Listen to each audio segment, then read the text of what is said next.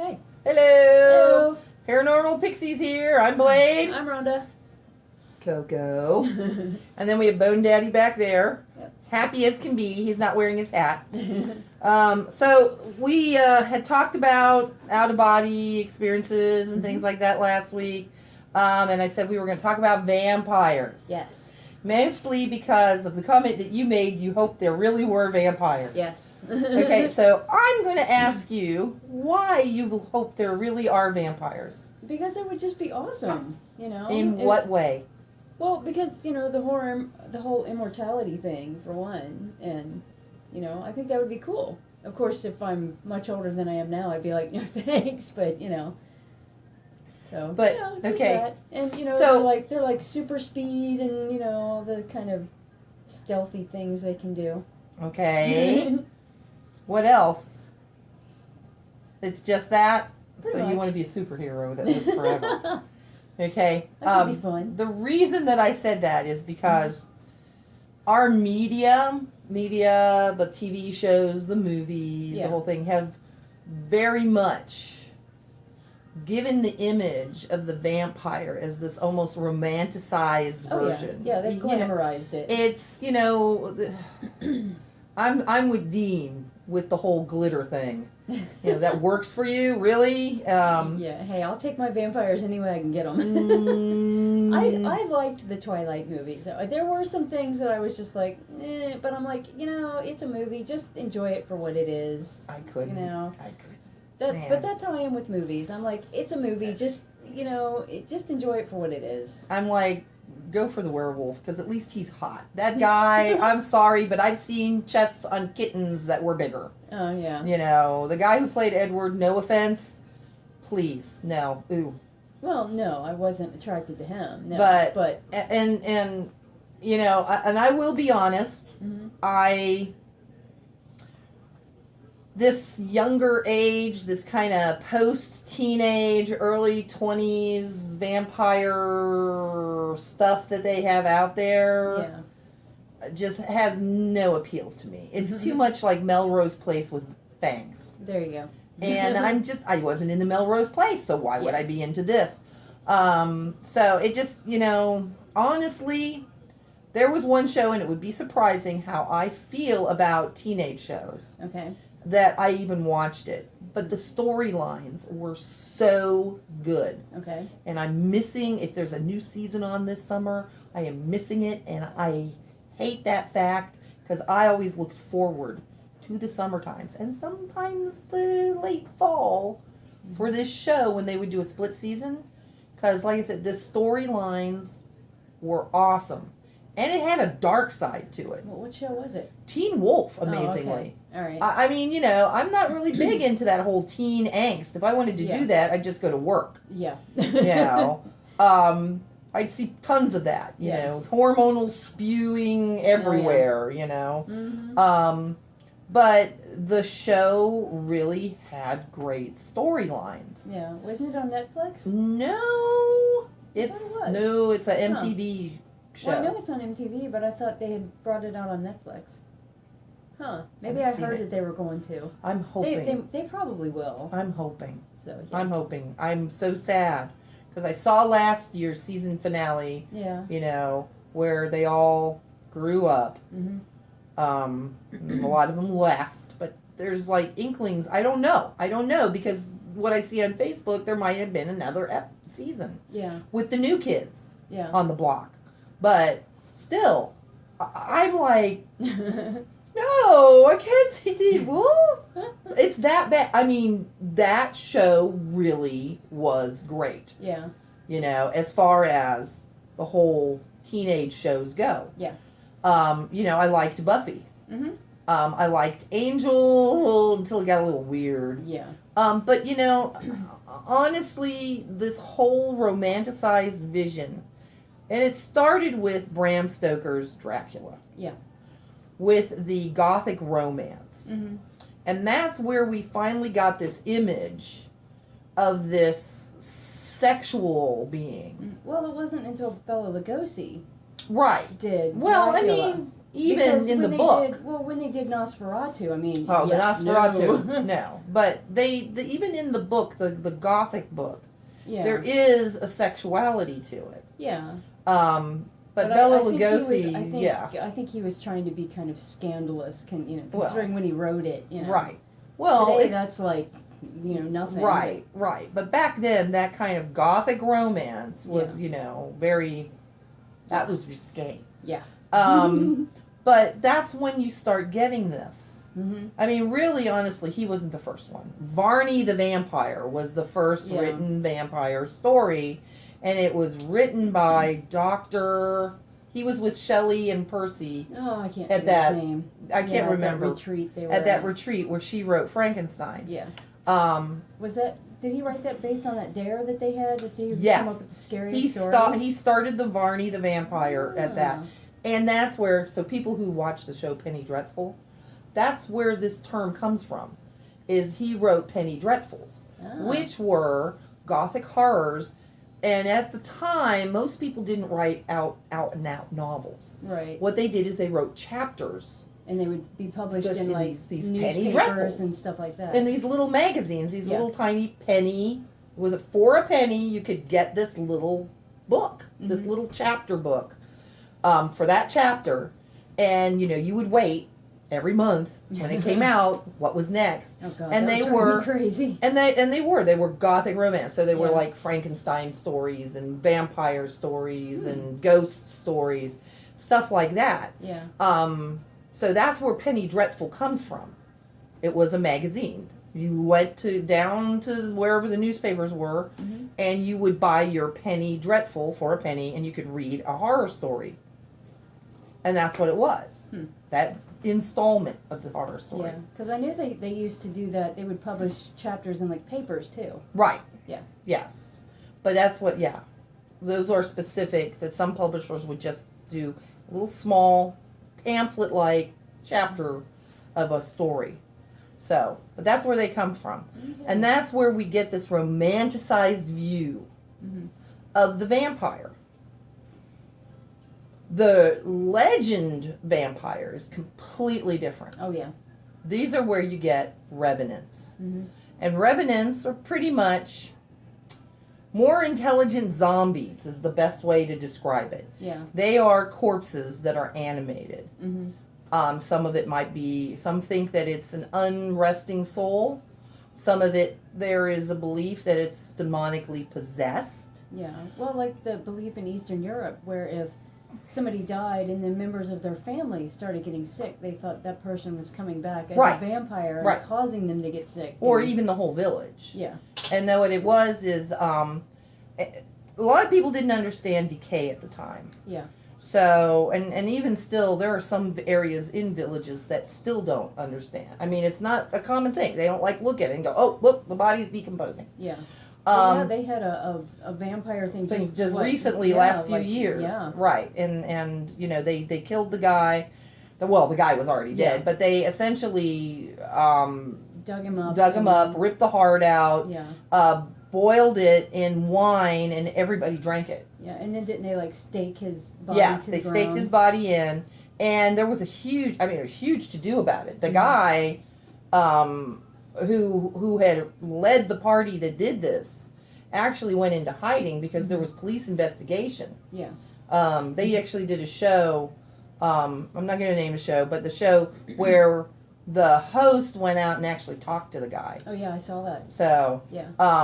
And he was very, very cautious, and he feels he did nothing wrong. Oh yeah. So he was saving his village. Yep. But that's what it is. That's where you get these. This is the vampire that most people don't really see on TV. Right. Vampires are revenants. Mm-hmm. They are corpses that come out and feed on the living. Mm-hmm. It's a little bit of the old hag. Yeah. But what I always found was interesting is they have beliefs in predestination for vampires. In other words, and I have a list of it. Let's see. Well, I love you too. Even in Bram Stoker's Dracula, Lucy was portrayed more as a revenant than like Dracula was. What? If you look at how differently she was treated and how she acted in that compared to Dracula. I'm trying to find the one thing. So yes, she is. So yeah, here it is. Predestination. So there's the belief that the seventh child would be a vampire. Now, in a lot of small villages, let me get this hair out of my eye. My mom grew up in a small village in Europe, and there was a couple that had a red-headed child that was the seventh son. Oh, God. And everybody was freaking out because there's a belief that that person not only would become a vampire on their death, but were witches. That's what they believed. Okay. You know, I always laugh because my uncle over in Germany is the seventh child, and he's a redhead. And I'm like, nobody treats him that way now. Yeah. But he was much later on. Yeah. Okay? That's funny. So, I know. But the seventh child of the seventh child is also, like, that's a big one. Yeah, that's a whole thing unto itself. Okay, so we have the seventh child being conceived on a holiday. Any holiday? Any holiday. Like a holiday, like every day, depending on where you are. Catholicism. Yeah. You know. Yeah. But it's being conceived. Not born on, but conceived. Okay. So they have to go back 9 months. Oh, jeez. Being born with hair or teeth. No, there are babies who have hair when they're born. Oh, I know. So, but the teeth part, I always like. This is my favorite. Having an extra nipple. If you have an extra nipple out there, you are predestined to be a vampire. Well, okay? didn't they say that, didn't they say Anne Boleyn had an extra nipple, or did she have an extra finger? I think she had an extra finger. Yeah, she had something extra. This is my favorite one. Weird trivia history facts. Okay. Nowadays, they view this as a sign of high intelligence. But back then, back in the day, if you talk to yourself, you are going to be a revenant because you have two hearts. Okay, well, we're doomed. Okay. So there's some of them. Oh, there's the born with a cowl. Well, the baby has like the afterbirth with a cowl on the head. Yeah. That's another one. Jeez. Let's see. What are there? Events, of course. Blah, blah. There's the bite. Mm-hmm. Okay, in various areas. So, let's see. I'm trying to find these things. I did a huge lecture on vampirism. So, like, I have all sorts of notes on this. Oh, yeah. And names, lists of names and stuff. So, anyway, but, so being born with a cowl meant you were, you looking? No. There's I was licking my foot. Oh, well, he does that. Yeah. Essentially being born on, conceived on holidays. Yeah. Okay, so those are some of the vast, numerous things about vampires and how you can become one. So if you have a third nipple with a cowl on your head, with hair and teeth, and you know you were conceived on a holiday, you talk to yourself. You're SOL. Yep. So anyway, so what happened is when they would go around and try and figure out what was going on, because a lot of what happened with the revenants is they believed if people were starting to get sick, okay, that obviously there's somebody is running around causing this. Right. So there was a belief that mostly in the Europe, that the revenant would sit on their chest like the hag and suck their life essence from them. Right. It wasn't necessarily a bite on the neck with blood, it was essence at that time. Mm-hmm. Where the blood came in was as they started trying to get rid of the source of whatever it was, they would dig up these corpses. Mm-hmm. And what happens is, as the body decomposes, it bloats. Yeah. but fluids start to leak out. Mm-hmm. And these fluids have a reddish brown appearance. Yeah.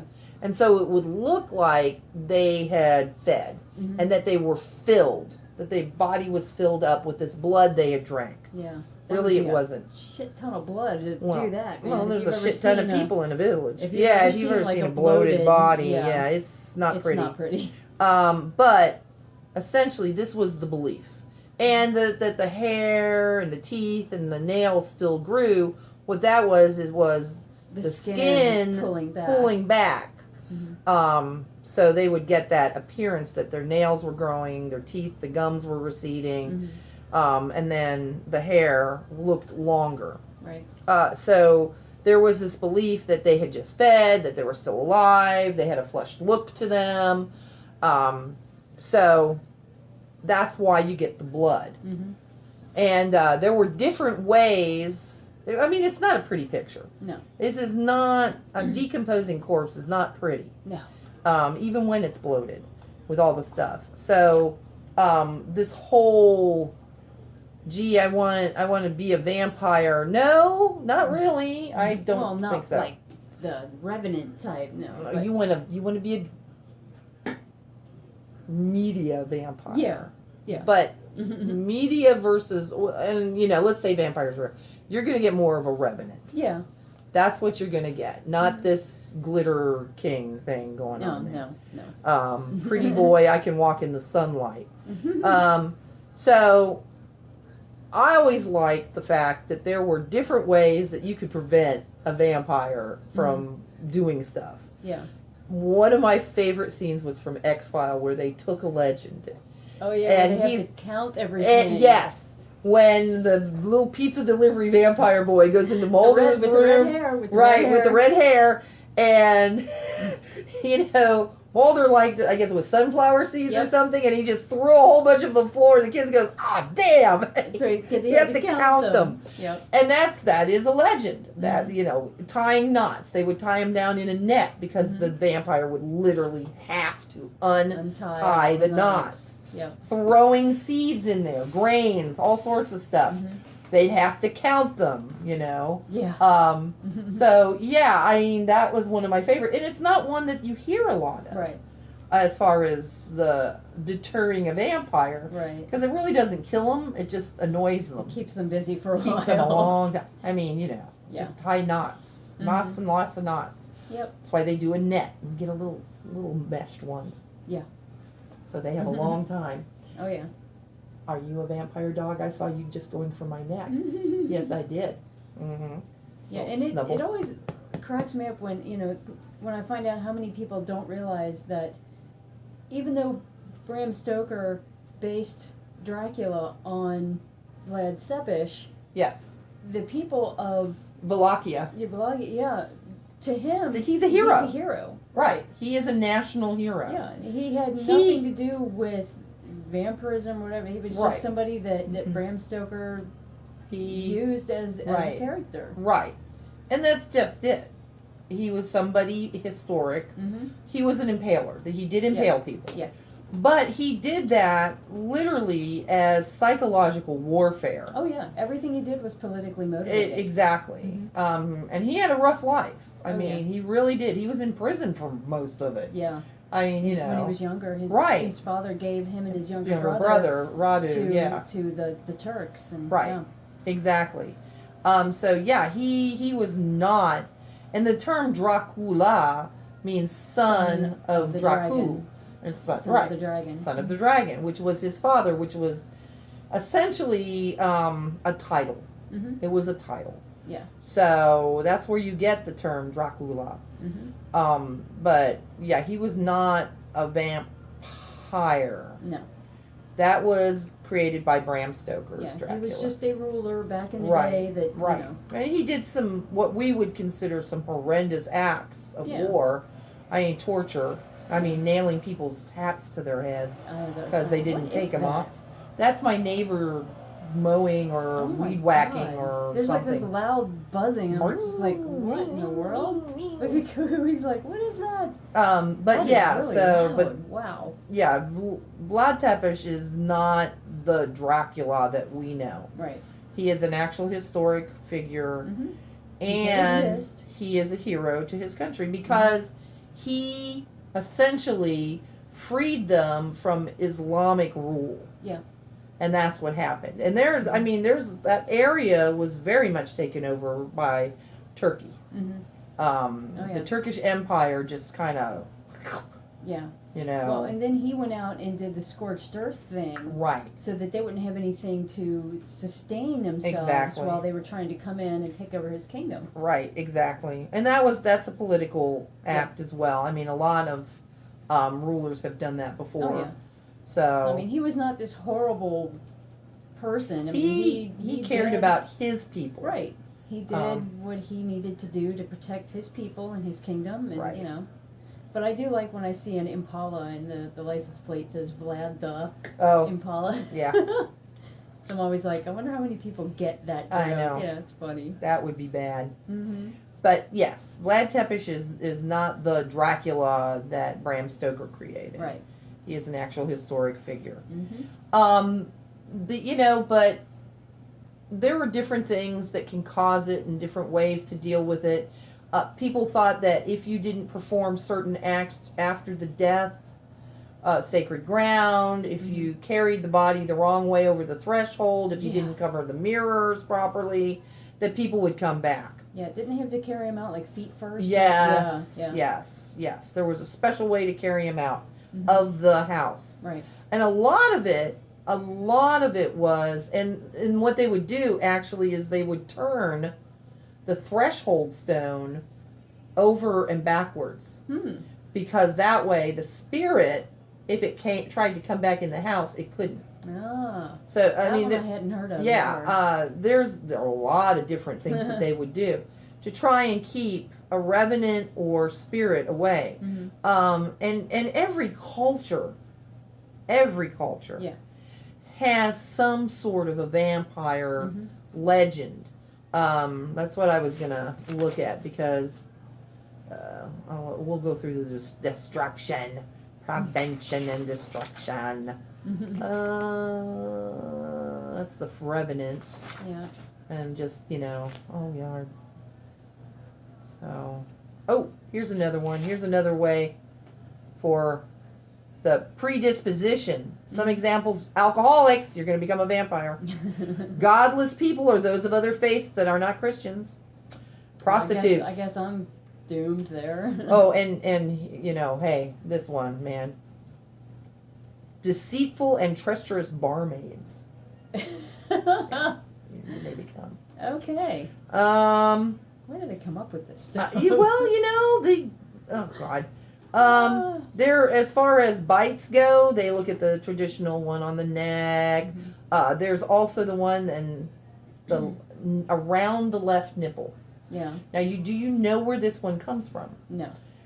That's where the spear struck Jesus. Oh, was okay. near the left nipple. Okay. Okay. So that area is considered bad luck to begin with. So there's another one where the bite of the victim it's like a long needle, like a mosquito attacked you. Yeah. Yeah, So- I've heard of that one. Right, and that usually more so than not is Asian. Yeah. The That makes sense. The Asians have that more of a mosquito-y thing. Yeah. They come up with some weird stuff over there. No. Yes. Weird. Okay. So let's see. I'm just trying to look through some of these. It's pretty good. Oh, here's some. Here we go. Some other events are having anything carried or jumping over a corpse. That is my favorite pastime. Jumping over corpses. There you go. Come on. What's not to I like? know. First person to die of an epidemic. Okay. If the person's brother sleepwalks, the person who died, if their brother sleepwalks, My brother sleepwalks. you're going to be an vampire. Okay. Let's see. If a priest curses them. Oh, I love that. Mothers whose children are not being properly cared for. Yes. Well, there's going to be a lot of them running around. Right, then. exactly. Okay. Open wounds. or if blood is dripped on a grave. These are ways to become a vampire. Mm-hmm. If the dead person's name is not removed from the clothing. Yep. So all of those camp clothes that your parents put their name in so you wouldn't lose your underwear. Take them out. Take them out now. So, okay. So all cultures had apotropaics. Do you know what the word apotropaic means? It's one of my favorite words. Apotropaic. These are wards. Wards against evil. Mm-hmm. And that's what it is. Ways to prevent evil from getting at you. So their ways were, of course, the restraints by using nets, funerary rites, and then deception, like we said, turning things around and upside down so the corpse doesn't know which way it's going. Yep. Mutilation. Mm-hmm. Now, we talked about that because that's what they did to that corpse. Right. Well, they also did, like, the garlic on the door, and hanging up the thing of garlic on the door, crucifixes, a lot of the typical vampire repellents, they actually did. Well, now see, okay, so I'm going to talk about the crucifix because not everybody is Christian. Right. You know, what did a poor Jewish guy do if a vampire came to their village? You know, they didn't have presents. You know, but their food has to be prepared a special way. Yeah. So, essentially, they're not going to hold up a cross. Right. That's not their faith. Mm-hmm. It's an emblem of your faith. That's what will do it. If you believe, and I like how they've done it in some movies where if you do not believe in that particular symbol, it doesn't work. Yeah. Because you have no faith behind it. Mm-hmm. So, and that's what it is. It's a faith-based symbol. Mm-hmm. So, you know, what was it? One of my friends, we went to go to this haunted house down in the South. And, she was like, what are we going to do? You're not Christian. If something comes up, what are you going to hold up? And I'm like, well, I have an oak leaf cluster. Yeah. Which is, Druidic. Mm-hmm. So I'm like, I would just, I've got right, we got the pentacles. And pentacles, I'm going to be right now. Pentacles are not a sign of the devil. No, they're a protection symbol. They're a protection symbol. Each point represents an element and spirit. Mm-hmm. Okay, and the circle is enclosing that. Yep. So it's a protection symbol. It is not a satanic symbol. Witches don't believe in Satan. Mm-hmm. Right. Okay. So, but things like they would chop off the head. Mm-hmm. Always a fun thing. Or drive a brick or stone in their mouth. Yes. Yeah. They would do that. Oh, well, it keeps the teeth from coming out. Yeah. Okay. Ripping the heart out. Mm-hmm. And sometimes these were placed outside of the body. Mm-hmm. They would still be there because they want the whole body there. But here's one where they would rip the heart out, which is what they did. Right. Boiled it in wine and then have everybody drink from it. Yeah. Sometimes they would put it back. Nails, pins, daggers, the sickle put in there to pin them down. Mm-hmm. Sometimes they would turn the body over so it's facing downwards because then it wouldn't know where to go. Right. Which really doesn't make sense, but whatever. Chopping off the hands and feet. Yeah. So a lot of these things were just ways of them to try and prevent the dead from rising. Mm-hmm. Well, I mean, if you don't know which way is up. True. You're a corpse. It's not like you have a lot of brain power there. Yeah. Here we go. So, deception. I gotta, this one is great, okay? The deception one. Things that are placed in and around the grave. Mm-hmm. And we said the grain and the nets. Yeah. They have to, they have a compulsion. It's like they have no choice. Mm-hmm. So, let's see. The times of deception happened before. So the revenant would not know its way home. Of course, they would lift the threshold, would be lifted up, and the body carried out under it. Mm-hmm. Or the body would be carried out through a window. Yeah, I've heard that. Or a hole in the wall. Mm-hmm. They would pour water behind as a barrier There's that belief that vampires cannot cross running water. Right. That's the same for ghosts. Right. Yeah. Right. But they love rain. True. Because it's an energy thing, okay? Ouch. Then there's behavior of no crying, no mourning. Instead, they throw away. Yeah. You know, because, well, everybody's going to cry at a funeral, but if you're having a party, nobody's going to, what? There's no funeral here. Right. This is a party. These were all done to fool the dead. So, let me see if I can find this. Oh, yeah. Yum. Yummy, yum, yum, yum, yum. Okay. I mean, there's a whole bunch of other stuff, you know. Oh, yeah. Things you can stake it with. You have your choice of many woods. Yep. Ash, poplar, hawthorn, oak, wild rose. You could put it in the mouth, the stomach, the heart. There's supposed to be a lot of squealing and blood gushing and, you know, just your typical lovely afternoon of vampire staking. And, you know, if they did stake a bloated corpse through the stomach, yeah, it would moan because all that gas would be coming out. Right. Yeah. Yes. That's they're bloated. I mean, yeah, gas. so if they didn't realize They're what gas. that was, that would freak them out. You Well, know? and also, I don't know about you. Have you ever... I have friends who worked in funeral homes and in morgues. And what they'll do to the newbie is they'll have them sit down there with a corpse. And what happens is as they pass these gases that build up, they move in the body. Not only do they've been known to sit up. Oh yeah. And they moan and fart. They pass it both directions. Yep. Both openings. So they'll be like, oh. They'll sit up and scare the bejesus out of this poor newbie. So if you're going into funerary work and you're a newbie, just be aware that somebody's going to make you sit with that corpse knowing that it's going to pass gas both directions. So if it moves and sits up, don't be scared. It's just the natural part of decomposition.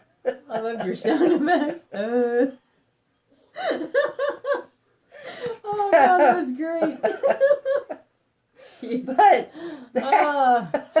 But that's what happens, Yeah. you know, and people get freaked out because they're not expecting the corpse to move and make noise. Yeah. And here it is, you know, having Sitting up. and singing and farting. You know? So yeah, I mean, that's funny. yes.